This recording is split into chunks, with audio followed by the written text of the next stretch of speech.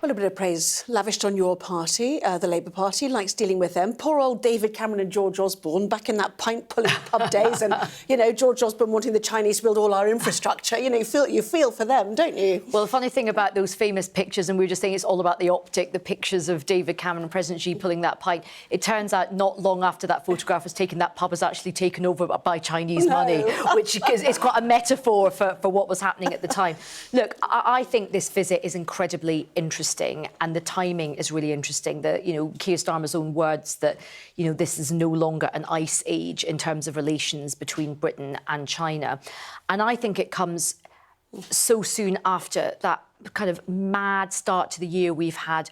Donald Trump at Davos, kind of threatening Greenland. Then you had that Mark Carney intervention saying there needs to be a new world order that pivots away from America.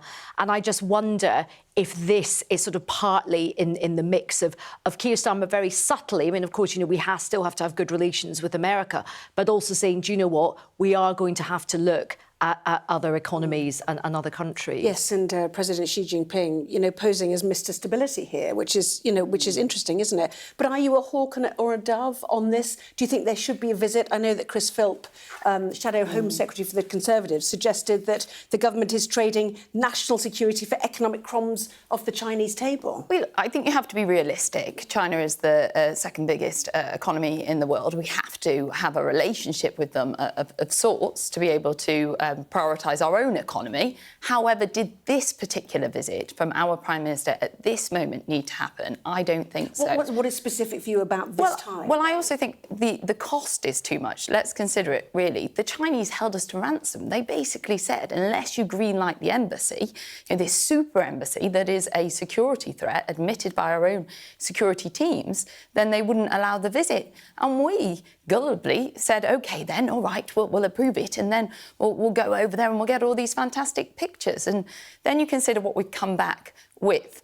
So, yes, I fully support the reduction on tariffs for Scottish whisky. That will be good for the Scottish economy. But let's consider the other two things. So we've got the visas. 50 other countries in the world have it. Did we really need to go all the way to China to beg for that? And then the third thing is this laughable announcement about engines. So we're saying that 60% of the dinghies coming here illegally, their engines are coming from China. But I would hazard a guess that the vast majority of them are second-hand. And are you telling me that those criminal gangs couldn't just go and get them from India or somewhere else? I mean, it's laughable to say that that is going to be the thing that stops the boats. But if the deliverables is just part of this, the optics, as you mentioned, is the other, isn't it? It is going to the Forbidden City, and it is the handshake, and it is the FaceTime. Our Beijing correspondents say you cannot underestimate FaceTime with the Chinese because that's how they do business. Absolutely. And look, I think what you are going to kind of see is, you have to get the right balance. Of course, there are, reasonable and very important security concerns about China. But China is somebody we are going to have to do business with. And I think the timing of this visit is very, very important because of everything that's been happening geopolitically. And I think Keir Starmer has done a very good job on the world stage. And I think he is an important figure for Britain at this incredibly volatile time. Are you concerned there will be blowback from President Trump? We've seen it towards Mark Carney and the Canadians, for example. Well, he is walking a very careful tightrope. But I would just come back on this optics point because actually, Keir Starmer has now come out and said this is going to be a more sophisticated relationship. And the language almost looks like we're trying to atone for our behaviour in the past and the way that we worked with them. Yet, let's not forget, this is a nation that is a massive security threat to our country and to our democracy.